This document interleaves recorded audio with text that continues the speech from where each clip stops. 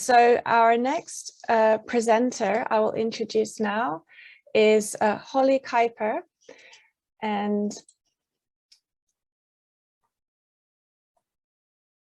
she is a graduate. Sorry, one moment. A graduate student in the MA TESOL program through Wheaton College. Holly has 4 years of experience teaching both elementary and adult ESL, EFL students. Since July 2020, she has volunteered for ENOC, a non-profit organization that assists North Korean refugees. And today, Holly will be presenting. Her session is Comparative English Learning Experiences, the case of North Koreans in the United States. So I'll welcome Holly to the floor and hand over to you now. When you're ready, feel free to share your screen. All right, perfect. Let me go ahead and share my screen. I just want to say, Andy, thank you for your presentation. I have a final exam on language assessment next week, so your presentation gave a great review. All right, well, hi everyone. Can you see my screen okay, and can you hear me okay? All right, well, yeah, so to those of you in Seoul, good morning, or elsewhere in Asia, good morning. It is around 8 o'clock here in Chicago, and it's been pretty rainy today. So wherever you are, I hope the weather is better than it is here in Chicago. Yeah, my name is Holly Kuyper. I am finishing my master's degree in TESOL next week. I am at Wheaton College, which is around, yeah, as I said, in Chicago. So exciting things coming up. My presentation today is the product of a year-long research study that I completed for my master's thesis. For this project, I set out to do a study that, to the best of my knowledge, has not been done before. I explored the motivation of 6 North Korean refugees on their experience learning languages, with a focus on their English education in the United States. Up to this point, most research in this area has focused on the English education of North Koreans living in South Korea, with a specific focus on higher education contexts or alternative learning programs. This focus on North Koreans in South Korea is mainly because there are more North Koreans in South Korea in comparison with countries like the US or the UK. So in this study, I interviewed 6 North Koreans located in the United States to inquire about their English education. For this presentation, I will discuss the findings using one case out of the 6 that I felt gave a holistic representation of the different ways in which a North Korean could learn a foreign language. So this study used Dornier's model of the L2 motivational self-system to examine the second language motivation of 6 North Korean refugees. Dornier's L2 motivational self-system is a commonly used model for examining L2 motivation, L2 meaning second language. To explain it briefly, this model has 3 elements. First, the ideal L2 self describes how a learner sees his or her future self as a speaker of the second language. Second, the ought to L2 self describes who a language learner thinks he or she ought to be based on external pressures. Finally, the L2 learning experience is used to describe motivating factors related to the immediate learning environment. So Dornier's motivational self-system proved to be a helpful tool for the study when examining participant motivation. However, when examining the 3rd element of Dornier's model, the L2 learning experience, I used an expanded definition to do so. When Dornier describes the L2 learning experience, he often uses it to describe classroom experience. However, with this population of North Korean refugees, much of their second language learning experience has occurred either through self-study or through practice in communities that speak the second language. So these types of learning are what the EU defines as non-formal and informal learning, respectively. With this in mind, examining only formal learning experience, which is learning that happens in a classroom, that would be a disservice to this population. It would invalidate the steps that each participant took to learn a second or even 3rd language before setting foot in the language classroom. So to examine the L2 learning experience, 3 types of language learning were examined in this study. First, formal learning was used to describe intentional learning that occurred through coursework under a structured program, such as a college or nonprofit organization. Non-formal learning described intentional learning taken upon by the learner to independently study the language. Informal learning was used for ways in which participants practice the language incidentally through interaction with other speakers of the second language. This can be at school, at work, or with family and friends. So let me give an overview of the methodology that went into this study. In brief, this study sought to explore 3 research questions. First, I asked how personal and social factors affected each participant's proficiency in English. This was to gain a sense of how the participants perceived their past English learning experiences. Second, to understand how the participants perceive the future of their English education, I asked how personal and social factors affected their motivation to continue studying English. For both of these questions, personal factors pertain to questions about the ideal L2 self, and social factors were related to the ought to L2 self. The final question I asked was this: what formal, non-formal, and informal methods did each participant use to study English? This question explored the L2 learning experience and incorporated each type of learning that could influence this. Exploring each of these learning methods helped me to understand how the participants practiced English, both in and outside of the classroom, as well as how these factors served to motivate the participants in their continuing English education. So here's a brief overview of how the study was conducted. This was a qualitative study that utilized a phenomenological approach. As a phenomenological researcher, my goal was to unlock the perspective of the participant and see the world through his or her point of view. I feel this was appropriate for creating a study that sought to amplify refugee voices first and foremost. It was not my job to state what was right or wrong about what the participants said. My job was simply to present what they said, their thoughts, and their opinions. With this in mind, I used an interview questionnaire interview structure to collect data from the participants. The data collection phase ran from August to November of last year. And after the data was collected, the interviews and questionnaire responses were transcribed and coded using QDA Miner, a qualitative data coding software. In the first phase of analysis, I coded the data based on my 3 research questions. And in the second phase, I categorized the data based on themes which emerged among the participants. And the most significant themes are what I will discuss in this presentation. Now, before I go into the findings, I have to clarify that these findings must be taken with a grain of salt. On the journey from North Korea to the United States, many North Korean refugees have reported traumatizing experiences during this process. On top of this, North Koreans who go public about their defection risk endangering family members who may still be in the North. So, to respect the privacy of these participants, their real names and other identifying information were withheld from the study. Our discussion topics, specifically about life in North Korea and China, were also limited out of respect for the participants and out of a desire to avoid topics that may evoke traumatic memories. So, to present the findings of this study, I selected 1 case out of the 6 that I felt gave a holistic representation of how a North Korean might study foreign languages in both North Korea and other countries. This is the case of Suki. She is an adult North Korean refugee living on the East Coast of the United States. I met Suki through Emancipate North Koreans, a nonprofit organization I currently volunteer for. I had been tutoring Suki for about 1 month before she agreed to do this study. And though Suki's experiences with learning languages shared many similarities with the 5 others in the study, Suki's case is unique in that she has experience in learning not 1, but 2 languages in 4 different contexts.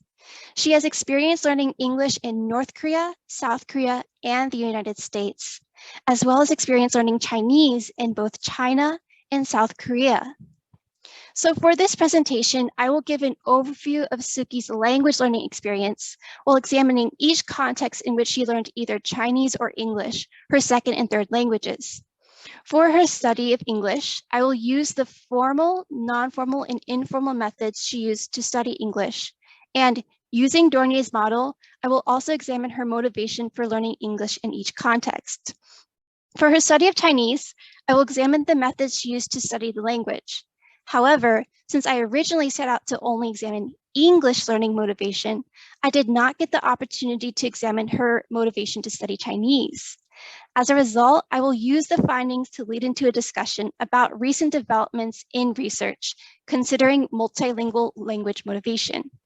I will also discuss how considering non-formal and informal learning experiences enhance my understanding of Suki's L2 learning experience and demonstrate how to apply Dornier's concept of the L2 learning experience to the experience of refugee language learners. So Suki's experience with learning foreign languages began in North Korea. During her first semester of high school, she began taking an English class. However, the class did little to contribute to her current English proficiency. To start, Suki hated the idea of learning English. From a young age, Suki had been taught to hate the United States. It's the enemy of North Korea.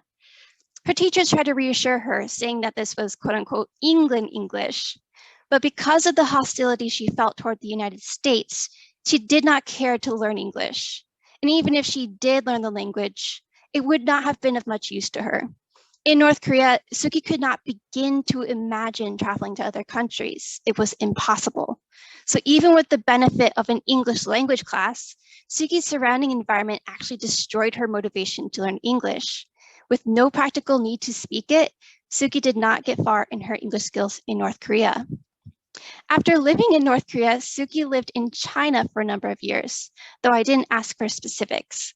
In China, Suki learned Chinese entirely by herself, primarily through watching Chinese TV. After 1 year, she could understand the language, and by the time she left, she could speak with native Chinese speakers. As I stated before, one downside of this study is that I only considered Chinese language study as one aspect that influenced English study. So as a result, I did not get to inquire how Suki might have perceived her ideal L2 self as a Chinese speaker, nor her vision of the future, nor how her vision of the future might have motivated her to improve her Chinese skills. However, it was interesting to note this dichotomy between her study of English versus her study of Chinese. At this point in her life, Suki had formally studied English in North Korea with little success.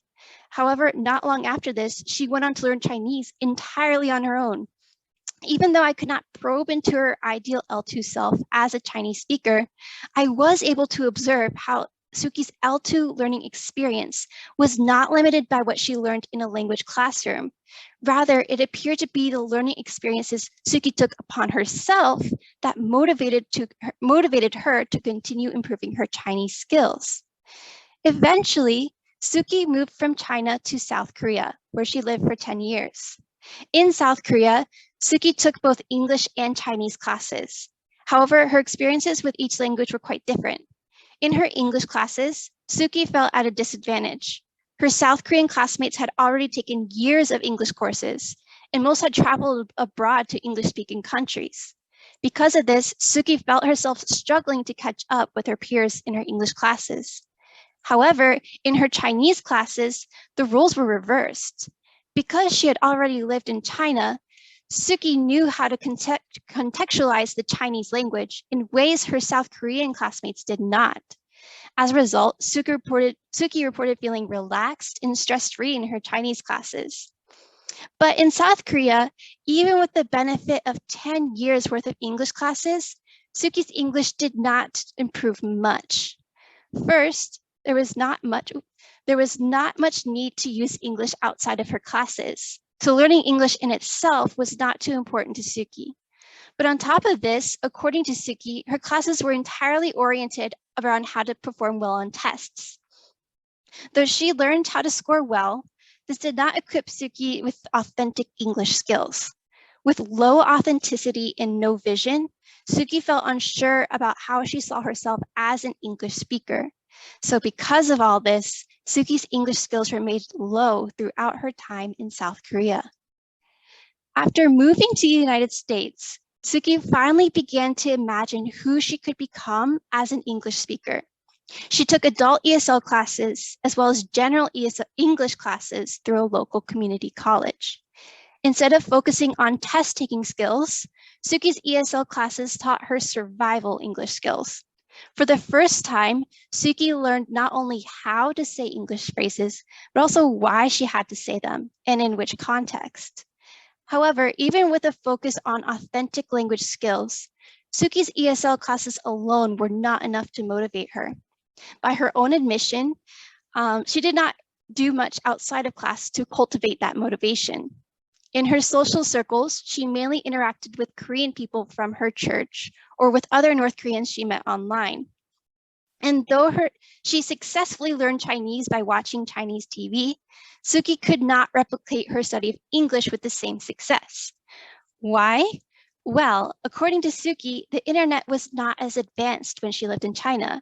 However, by the time she reached the United States, Suki found herself able to access Korean-speaking friends and Korean language media all through her computer.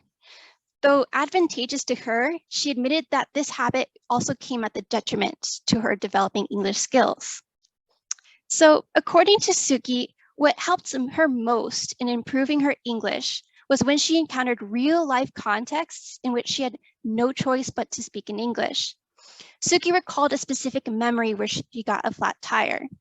When she called emergency services, she could only say, "Me, tire, problem."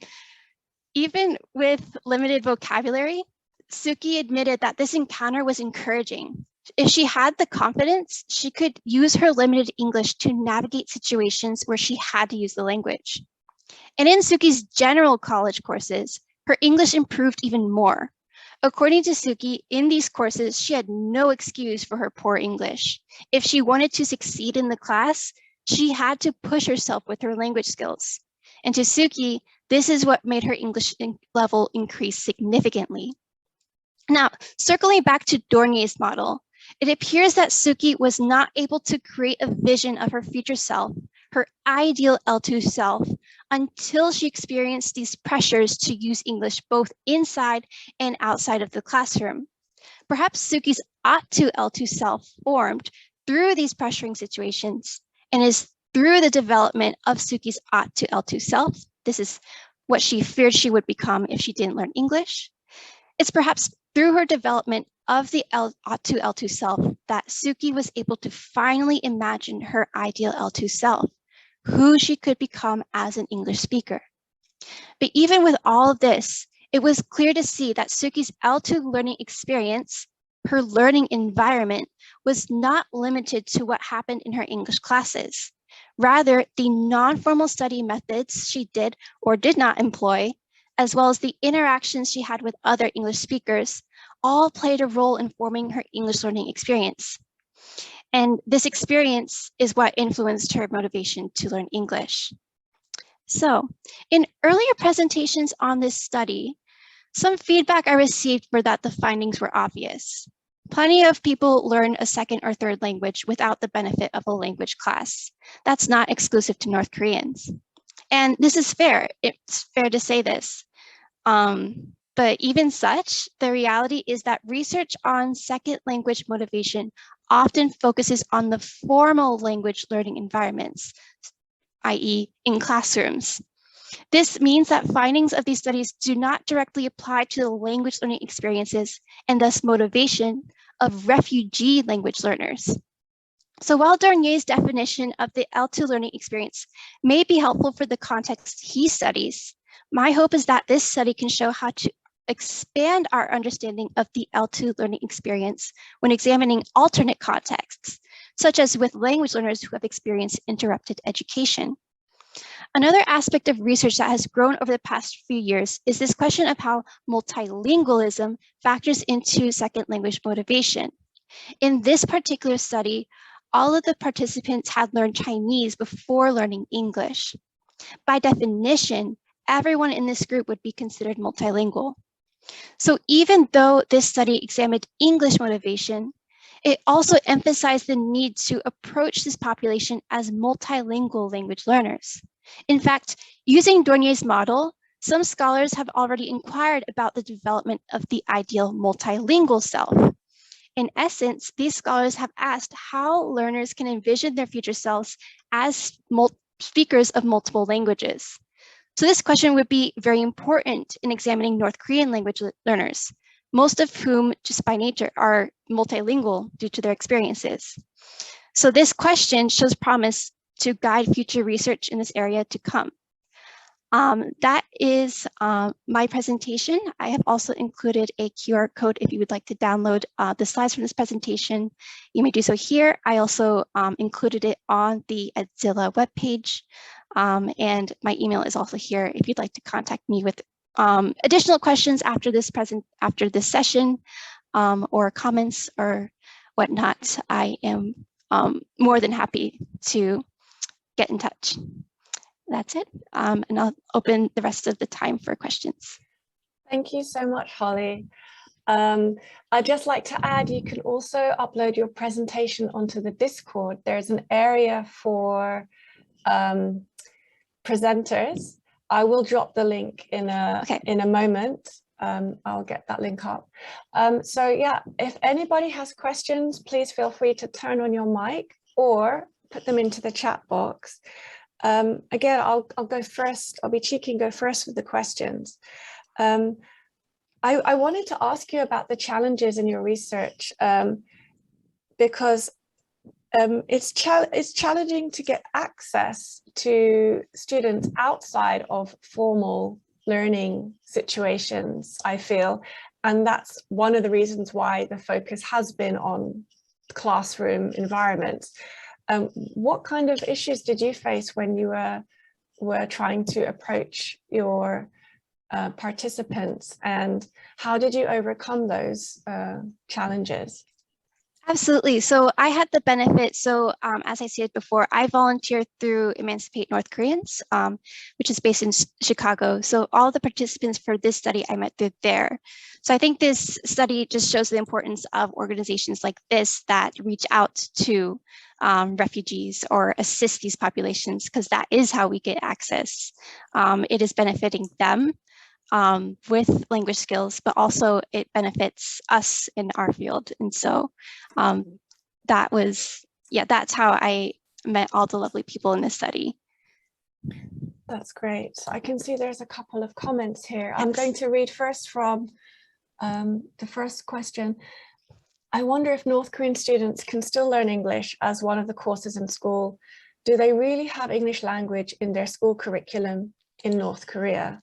Yes. So the answer is yes. Since the fall of the Soviet Union in the 1980s, 1990s, English has been the designated foreign language in North Korea. This is not due to the United States, and I have read sources that will profusely deny it is related to the United States. But in general, research, especially research in science and technology, is in the English language. And so yes, starting from, I believe, high school, English is a designated foreign language taught in North Korea. Just to add to that, I actually recently met a friend in Seoul, not a colleague I work with, but a friend.